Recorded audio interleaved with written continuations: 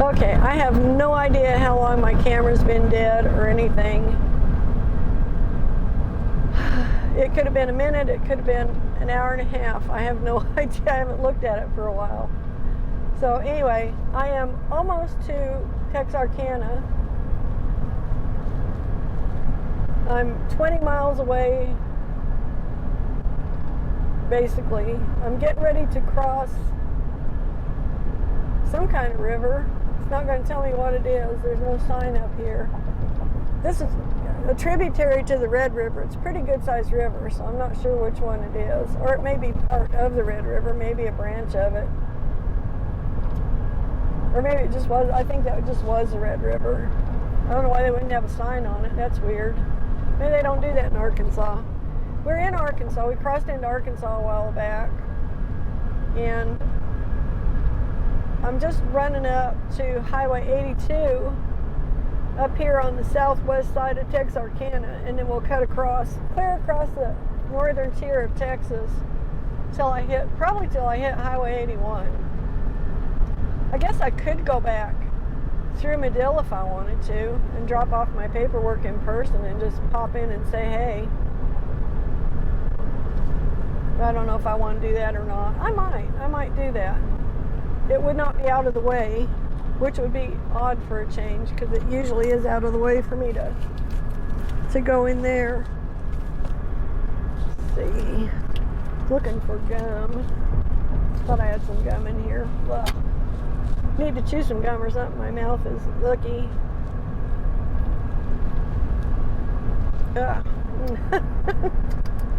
So I think I'll stop and get another cup of coffee up here at Texarkana somewhere if I see a McDonald's handy. So this actually, with the exception of yesterday getting pranked by some kids that were working at McDonald's, ordinary little stinkers, I've been having pretty good luck getting decaf coffee, decent decaf coffee actually. So they have changed their coffee formula once again. I think they went back to their old style stuff, but they have a machine that makes it now. So it's not like tasting burnt or old. Every cup I've had has been good and fresh. It may be instant even, but whatever it is, it's good. It's very, very drinkable. You know, it doesn't taste gnarly. It's a lot better than that Americano thing I had from Starbucks on Monday. God, that thing was disgusting. That was horrible. And to think I paid like, I don't know, $4 for that. Oh, that was nasty.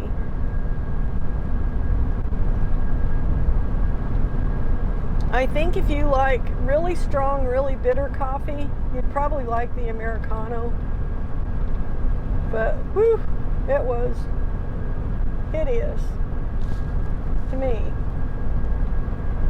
Not my cup of coffee. I was going to say not my cup of tea, but that would be a little weird. Consider it's coffee. But yeah.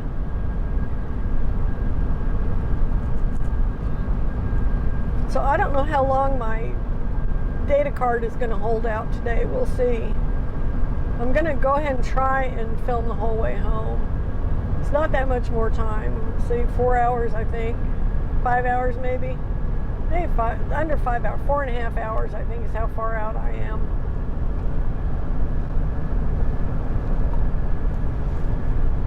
Even if I do go through Medill. Oh, no, I may or may not. Maybe not. If I go through there, they might, I don't know, want me to grab doubles or something, and I don't really want to do that. After the new edict that came down on doubles, I don't think I want to haul them anymore ever. About taking the hitches off the trailers when we deliver them. That's not what I signed on for. We've never done that.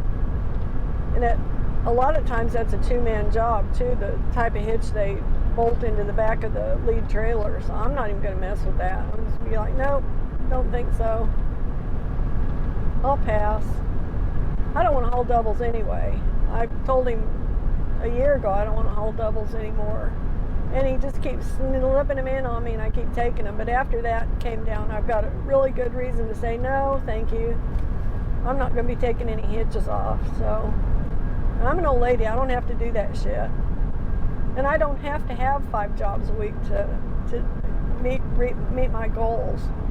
I need one good job a week like I had this week. I mean, I could be done for the week and be perfectly happy at this point because I made my money.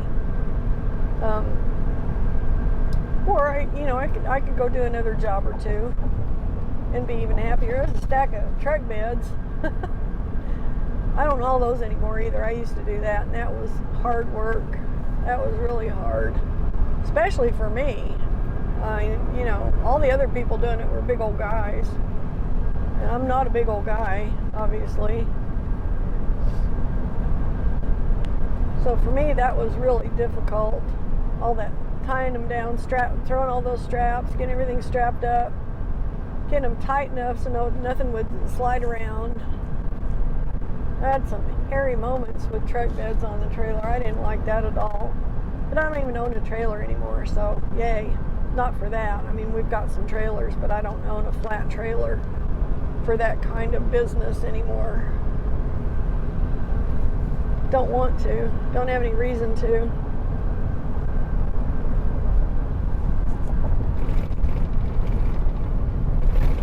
I learned something about having a 40-foot flat trailer. The people who want to hire you with that trailer want to put big, heavy, scary shit on that trailer and then have you haul it several hundred miles and not pay you very much to do it. So I make more money now hauling just little horse trailers, I'll make a lot more money hauling a horse trailer 1,000 miles than I will hauling a whole 40-foot load of truck beds 1,000 miles. It's just, the difference between the cost of moving it. So, I don't see any reason to torture myself with all that other extraneous stuff that I don't need to be doing anyway. And I'm lazy, so, I don't like doing all that work. Hitching up a trailer is about all the work I want to do these days. It's like, okay, that's my workout for the day. Because I still have to, most of these trailers, I still have to crank a manual jack to get them up high enough to get my truck under them. Then I have to crank the manual jack back down to set it on the truck. So, I mean, there is just a little tiny bit of work involved. Not much, but a little bit. Some more than others. It depends on the trailer and the jack. Some of them are a real beast, and some of them aren't so bad. But,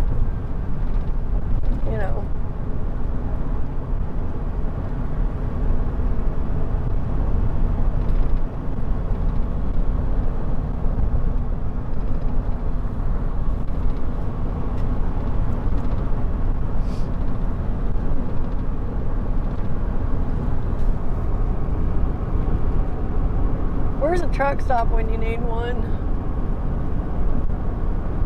I may have to end up peeing off the side of the road again. I hate doing that, actually. I don't find it all that much fun. I'm always worried that somebody's gonna, stop while I'm doing it. Oh, can I help you? No, not really. I don't need any help doing this. Thank you. Go away. Don't walk around this side of the truck. But I'm about ready to stop and do it.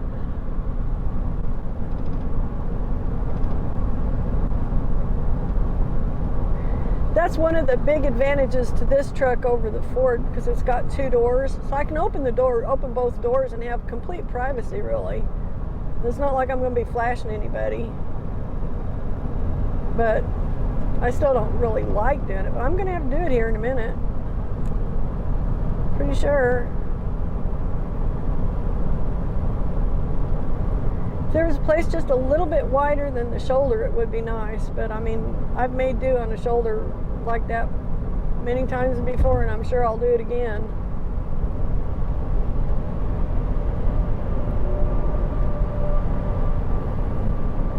I may have to, because I can't even concentrate on my driving. But I got to make sure I don't stop in front of somebody's house.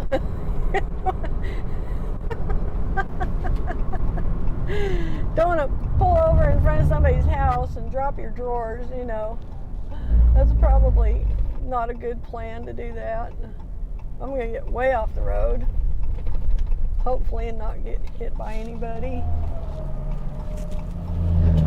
Okay, I'll be back.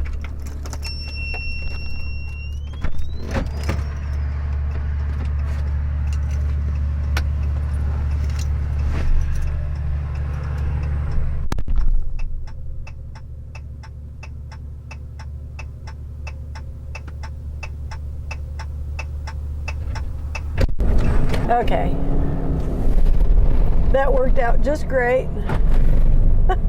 It usually does. It's usually my worst fear about doing that, if I'm not really talking about I'm afraid of, but my biggest concern doing that is that somebody will pull in behind me thinking I'm having car trouble. Although when I've had car trouble, nobody stopped at all. Nobody even looked. You know, people don't want to see that anymore. They don't want to have to stop and help you. So I don't know why I worry about that, because it's pretty much a moot point. Or somebody being over in the woods on the side of the road. You know, that I actually worry more about. So I try and pick places where I can kind of tell it's out from town. It's not like close enough to town for somebody to be camping in the woods on the side of the interstate, because people do that kind of thing, and they do it in towns too. You would be surprised if you didn't know. Like up in Chickasha, evidently up behind the Walmart, there's kind of a wooded area up in there. There's a bunch of people living up in there in tents, you know, homeless people, but they've got tents, or they make makeshift tents, and they live up in there, and then they use the bathrooms at Walmart, and they get their food at Walmart, I guess. And a lot of this is like the mentally ill homeless and stuff, but a lot of it's druggies too. So, you know, they're going in and stealing stuff, and, you know, it's just kind of a fact of life. People do this kind of thing. They get in that kind of a situation, you'll do anything, you know. It's not like I'm naive about any of that.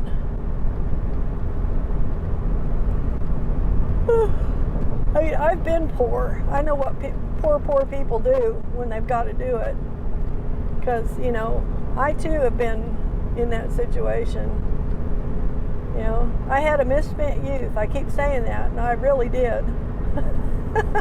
I'm not just being dramatic. I really did some stupid things when I was, you know, before I grew up. When I was about 23, I think I finally snapped out of it and grew up and started being a responsible human being. But up until then, I did some pretty stupid things. Some pretty, you know, bad enough things. And so I know how things actually work in the real world.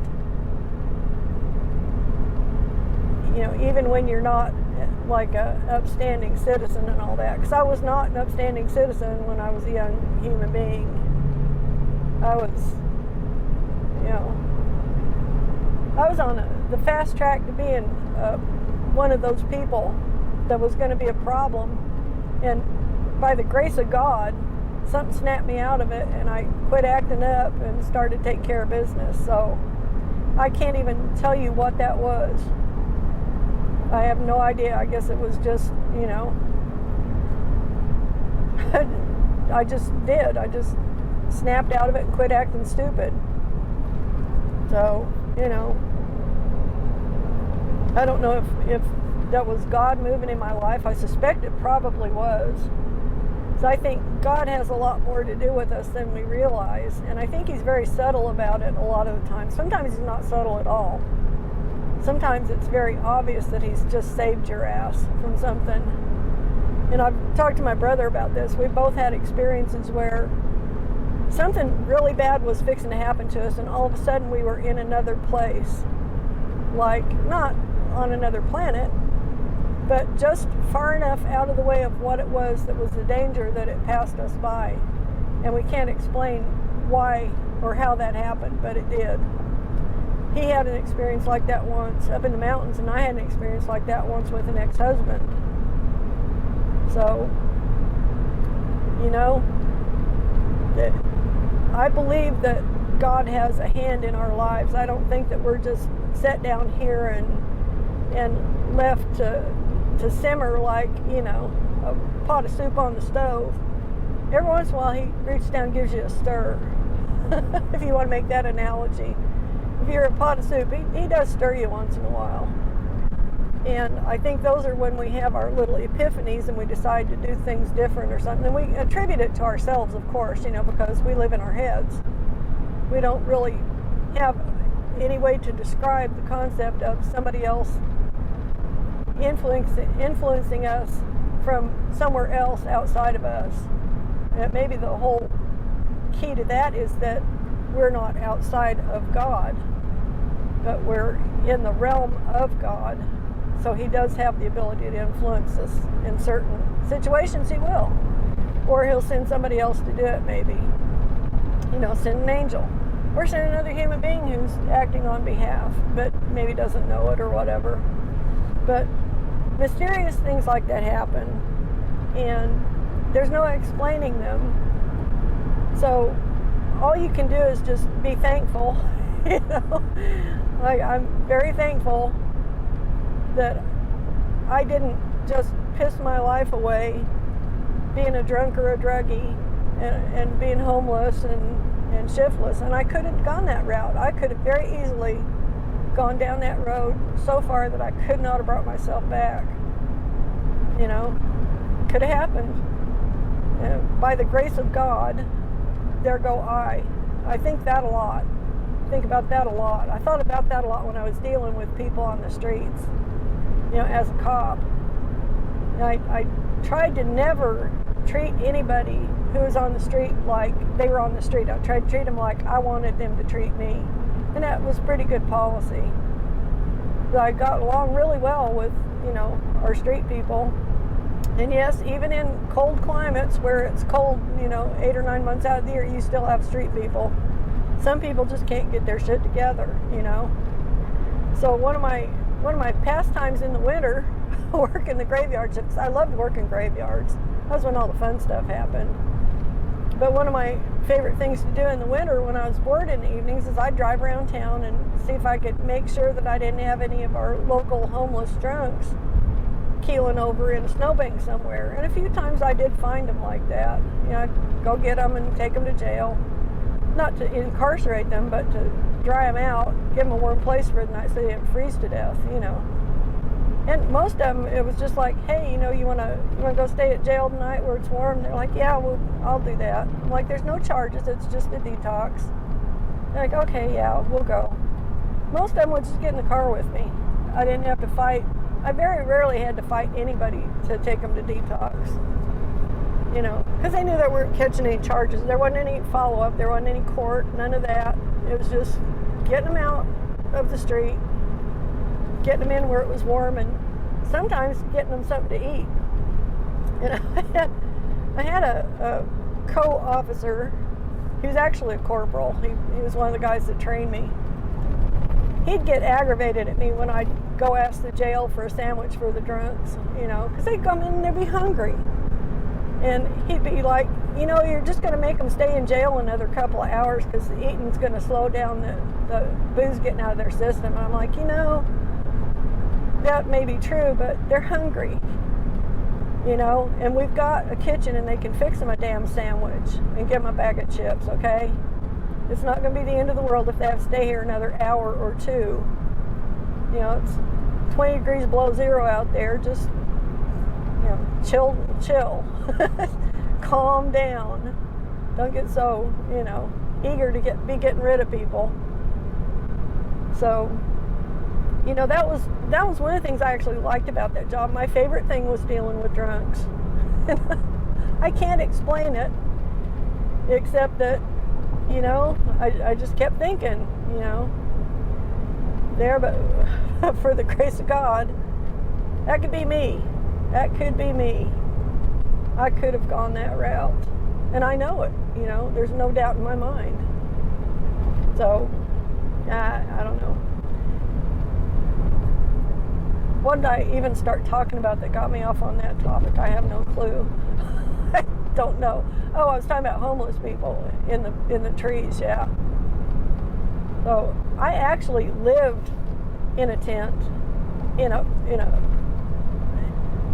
kind of a park on the edge of town for a little while when I was going through my rebellious, stupid kid stage. And I was completely poor, had no money, didn't have a job. You know, could have gone really bad. But I got tired of that pretty quick. I think I only did that for like a week and a half or 2 weeks. And I got really tired of it. So then I decided to clean up my act at least enough to get a job in an apartment so I didn't have to live out in a tent in the woods. You know, in the summertime when it's hot. It wasn't all it was cracked up to be. It wasn't like camping, you know, it wasn't fun like camping. It was for real, with no bathtub, you know, grody.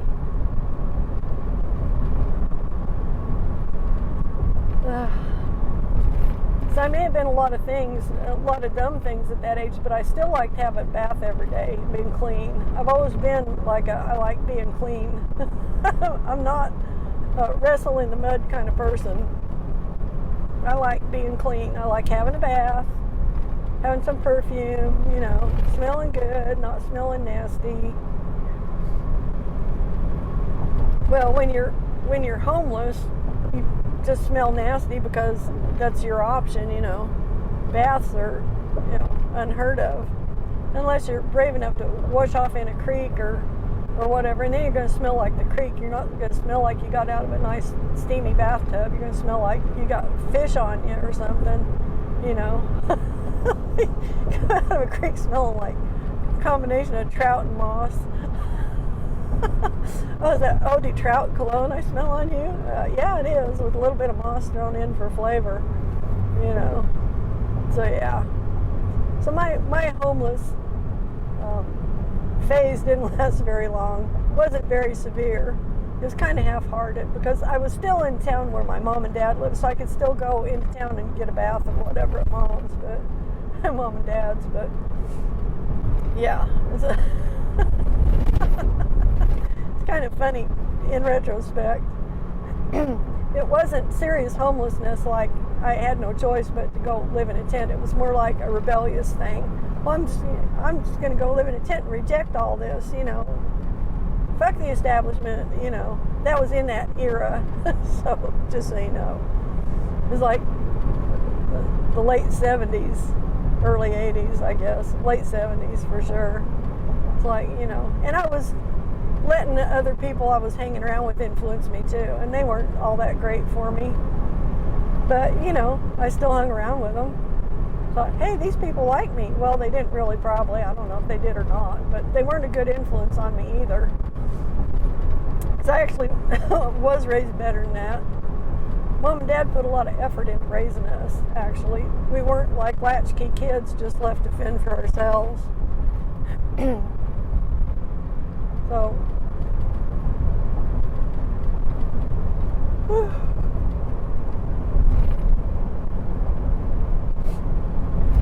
And they put a lot of effort into raising us right, you know, to be decent human beings and responsible and to work hard and have goals and, you know.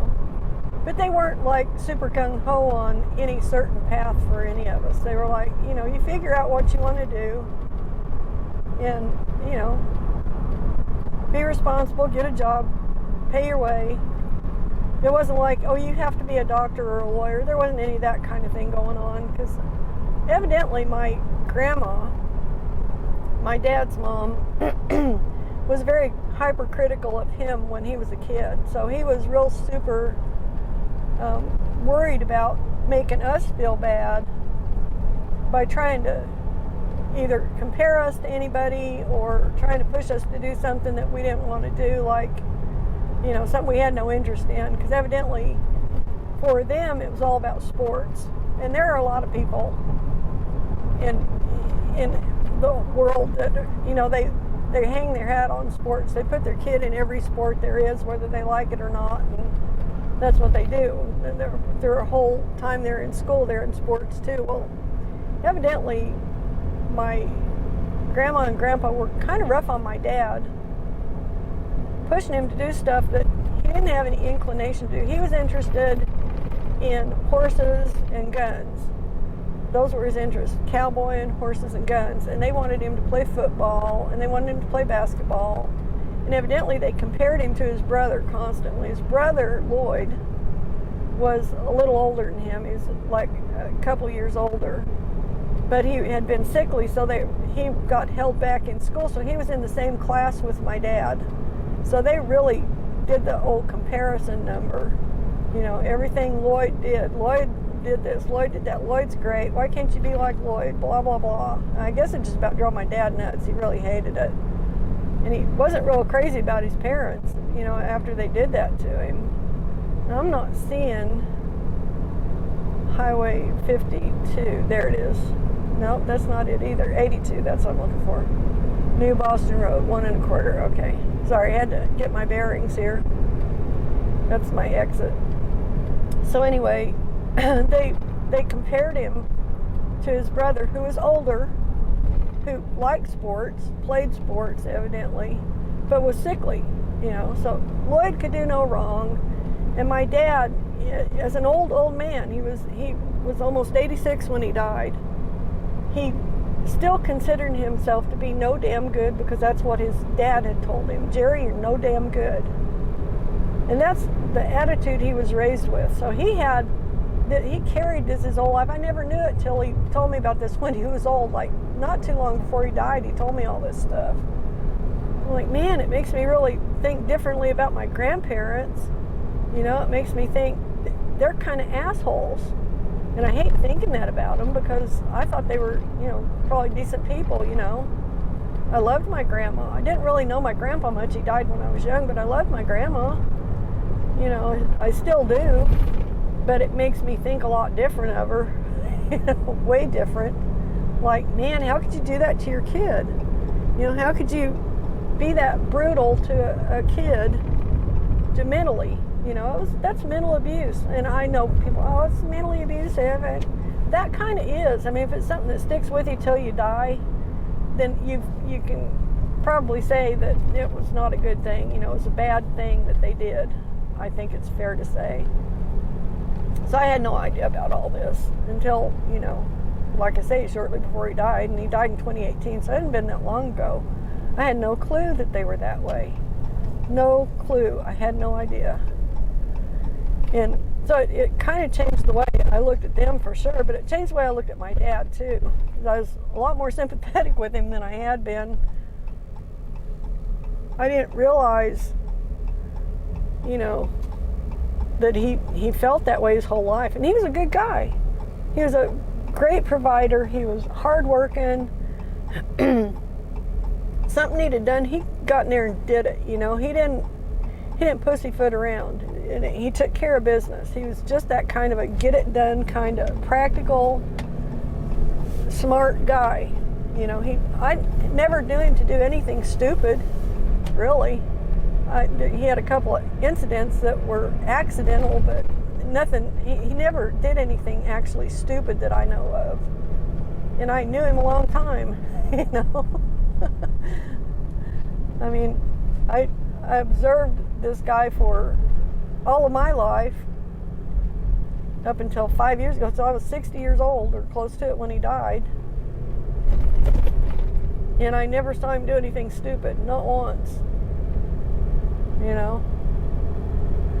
But he evidently went through his whole life believing he was no damn good, because that's what he'd been told when he was a kid. How awful is that? I mean, really, that sucks. To do that to your children is freaking awful. So he had told me one time, he told me a little bit about it back, like when I was in my 50s. He asked me one time, he said, do you think I was fair to you kids growing up?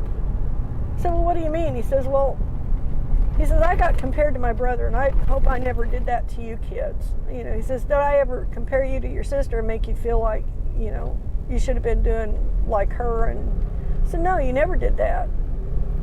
You know, I think you were totally fair. I mean, you treated us each like individuals, and you didn't push us to do stuff that we didn't have any interest in. So no, I don't think you did that at all.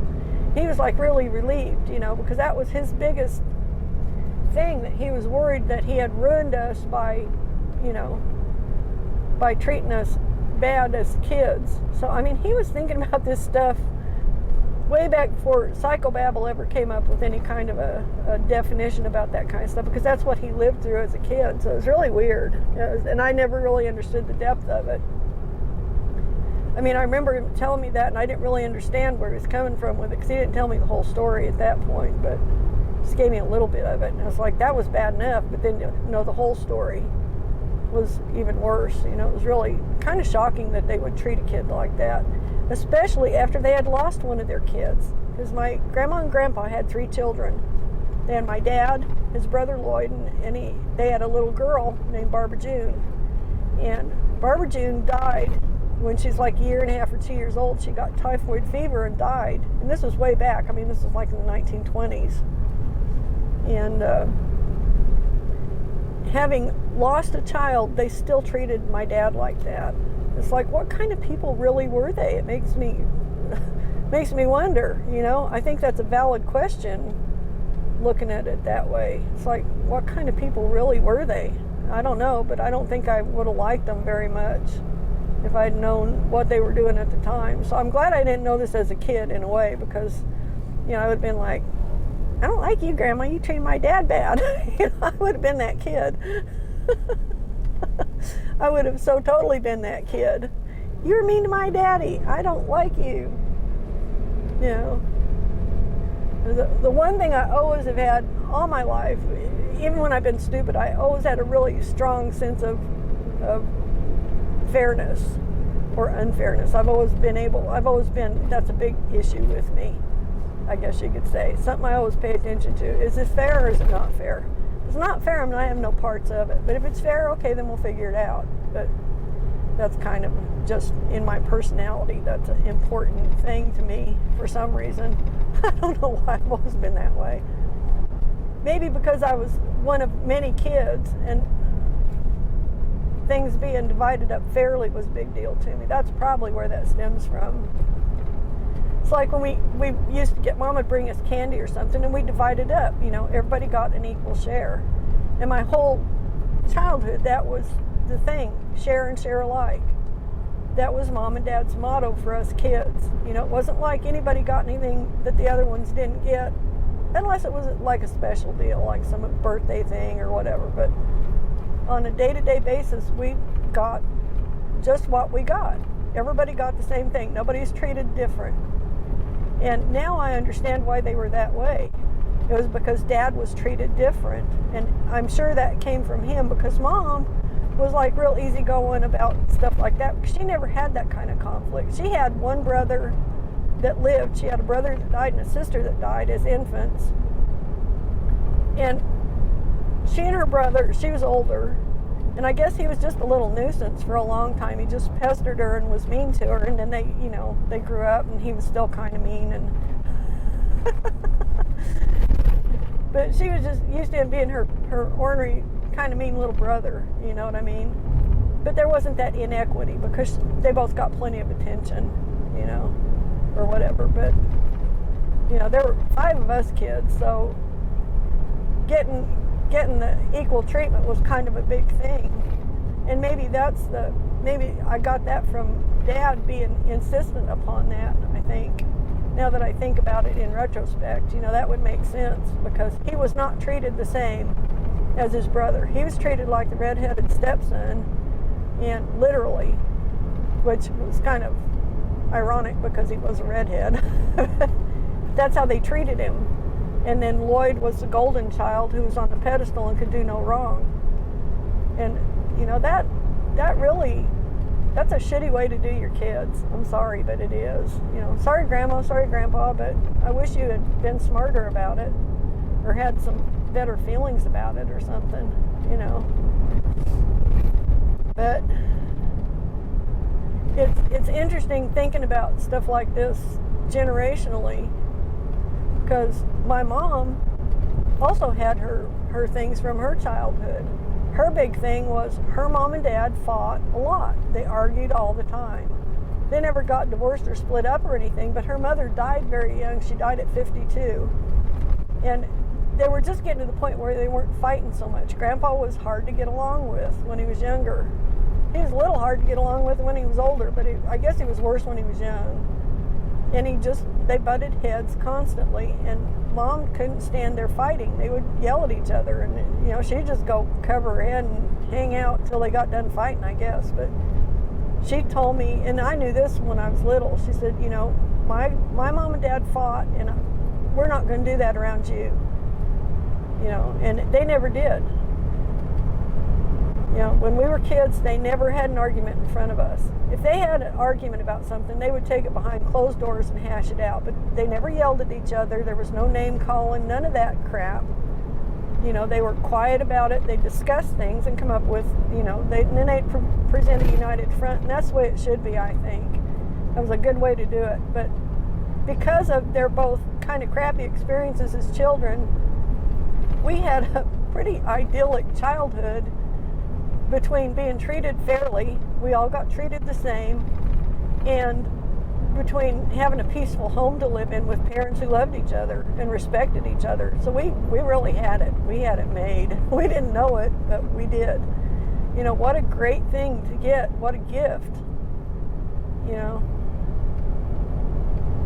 That's a rarity. And at the time, of course, we had no idea. That's just our life. That's just how it was. But we had no idea how great of parents we actually got. We got the best parents ever. Ever. Best possible parents. So it's, just kind of interesting that they avoided the things that made them feel bad as children, and we never even knew that stuff existed. Never knew. Had no idea. Rightfully so. We were little kids, There was no reason for us to know anything about any of that. But what a successful, application of what they learned as children themselves. They really did a hell of a job. So, I don't know.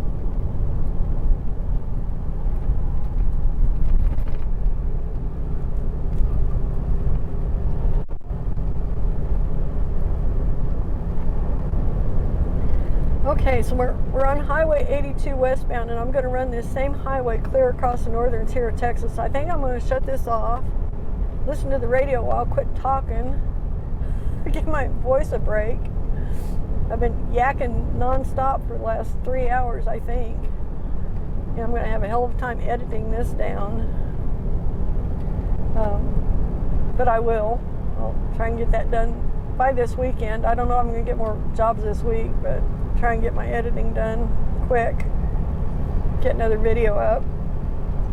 Since I had nothing to put up last week because I didn't have any work, so hopefully I'll have a couple of videos to put up in the next day or two.